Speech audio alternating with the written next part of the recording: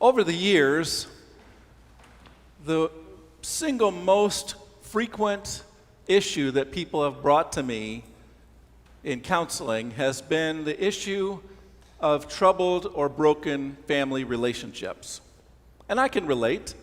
In my extended family, there's a whole tradition of people not speaking to each other for years and not even sometimes remembering why. Like, what was the original problem? They just know that they're angry with so-and-so. My mother and her sister over, I won't go into the details, but it was a long, bitter separation between two people who grew up together.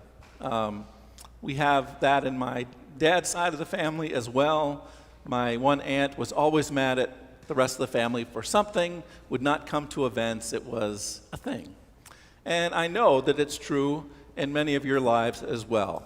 Family relationships. You know, I grew up in the days of Ozzie and Harriet, right? It was reruns, but still, and Leave It to Beaver. You know, these idealized families on TV, and then you'd look at your own family and go, how come we're not like that? How come our family is full of tension? How come there's disagreements? How come there's conflict?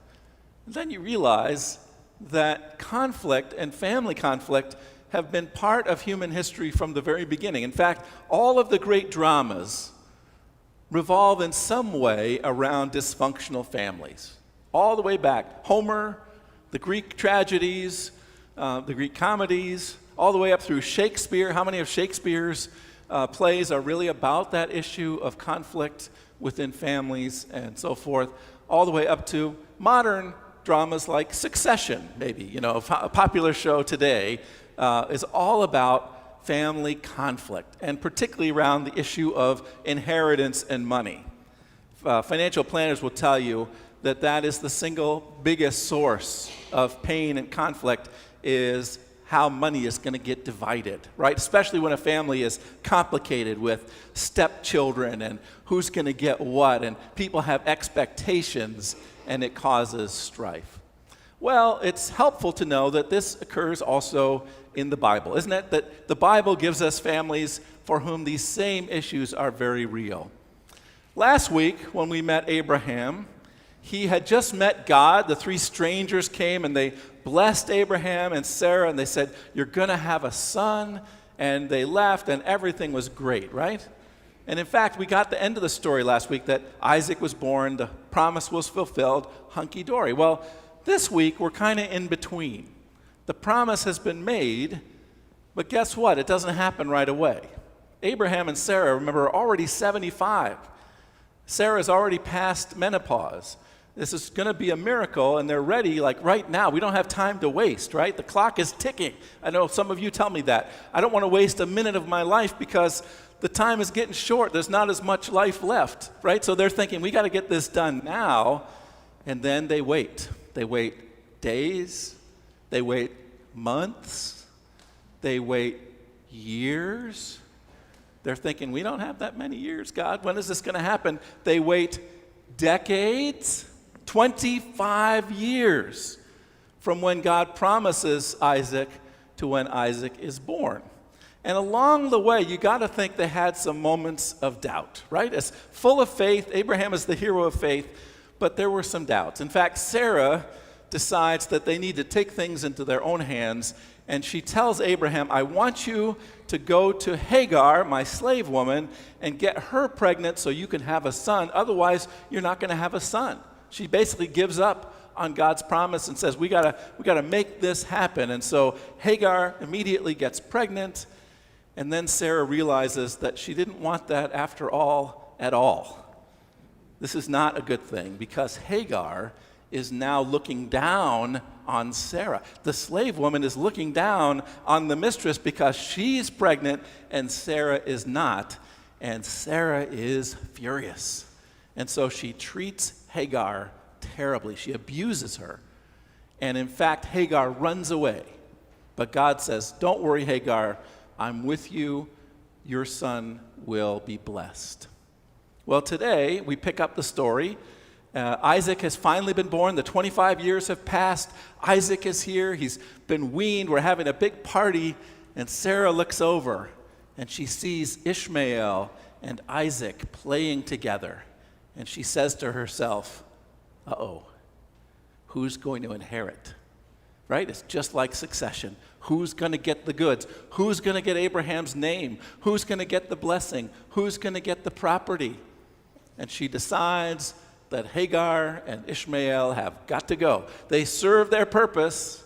They were placeholders just in case, but now they are disposable. They can be thrown out like the garbage. And I love Abraham in this story. He's like, well, I don't know. I kind of like him. I want my son. You know, he has no spine in this story, I got to say. He lets this happen. God says, don't worry, Abraham, I got you. And Sarah gets her way, and Ishmael and Sarah are thrown out with just one skin of water. And when that runs out, they're going to die. So family conflict is real. Maybe not as extreme as that, but some of you have told me stories that are pretty bitter about hurts that go very deep, because the people closest to us can often hurt us the most deeply. We have all these expectations, all these hopes, all these desires, and then things fall apart. Perhaps a child is estranged from us. Perhaps they marry someone who never gets along, and there's just this terrible weight and heartache. Well, let's fast forward to Jesus and his disciples. Jesus is continuing to equip and train his disciples for their ministry. He's giving them their marching orders, and today he's got some hard words for them. If you're going to follow me, he says, life is going to be difficult. Not it might be, it's going to be difficult. You are going to encounter conflict. You're going to have conflict with the rulers and powers of this world. You're going to have conflict with the religious authorities. And you're going to have conflict with your own family. Families are going to be divided over your decision to follow me. Be prepared for conflict. Now, I got to say, this is not a happy subject for most of us in church. Most of us, in my experience in church, would be very happy to avoid conflict forever, right? Raise your hand if you've ever tried to avoid conflict and stay away from it, run away. So what often happens in church, and I'll check with Bishop Kimo and Father John, what often happens in church is there's some conflict going on, you know, sometimes, and not here, but some churches have conflict. And what happens? People run away. They disappear because it's too difficult, right? I want to suggest that our scriptures today invite us to take a different look at conflict. Not to be conflict avoidant, which is my natural state, run away, hide, wait till it blows over, make peace, do whatever, but that's a mistake because conflict is inevitable. Wherever 2 or 3 are gathered together, there is Jesus and there is conflict. Because you and I don't see things the same way. We don't have the same life experience. We don't have the same values necessarily. We don't have the same opinions. We don't have the same politics. So we're going to be in conflict. The question is, how will we manage that conflict? Can we do that in a way that preserves relationship and builds community? Or must we be doomed to throwing each other out into the wilderness to die? Right? Do we have to go that route, or is there another way? There have been some wonderful books written about this. In my training, family systems theory, Murray Bowen, who was a psychologist who worked with families, his work got picked up by Rabbi Edwin Friedman, who talked about how this works in congregational life, and they offered some very helpful thoughts about how you and I can handle conflict in a different way, in a better way. And it really involves working on ourselves. It's about spiritual growth and maturity. Can we have the kind of deep roots where we don't feel terribly threatened when somebody disagrees with us? If I say, the sky is green, and you say, you're an idiot, the sky is blue, do I have to feel personally attacked? Or can we have a conversation where you can be you and I can be me? And I can respect you and you can respect me. That only happens when we have the kind of groundedness and rootedness that allows us to enter into disagreements with calmness and integrity, being free to speak the truth in love. Jesus said, speak the truth and speak it in love. Be honest about where you are, what you believe, what you think.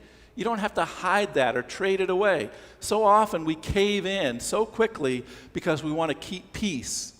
But you know what? That's not real, because in our hearts and our stomachs, we are still seething, right? You know when you leave that, you've made peace, you let whoever it was win, but you go home and your stomach is in a knot.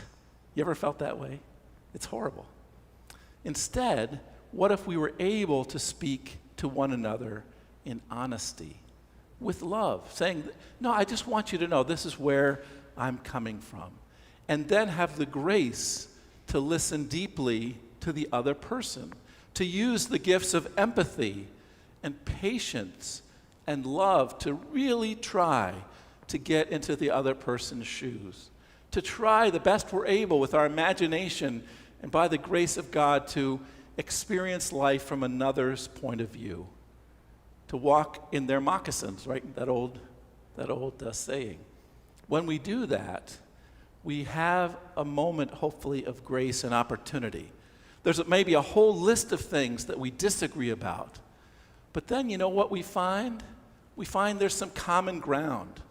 That maybe at the heart we really do have the same values and desires, the same hopes for our family or for our church or for the world. We seek the same things. We're just looking at it from such different perspectives. Where there is that grace to build common ground and community, something magical happens. Out of an enemy, we find that perhaps we have a friend, or at least an ally, someone with whom we can maintain relationship. It was Jesus' fervent desire that his disciples be one in the unity that God has in the Trinity, in the unity that God has with Jesus the Son, in the unity that he yearns for the Spirit to bring about. But that unity always comes with disagreement and conflict. I believe that the story that we're hearing in Genesis is a wonderful story of progress. Remember, conflict went all the way back to Adam and Eve and Cain and Abel. The first family, there was murder, right? So it started pretty bad.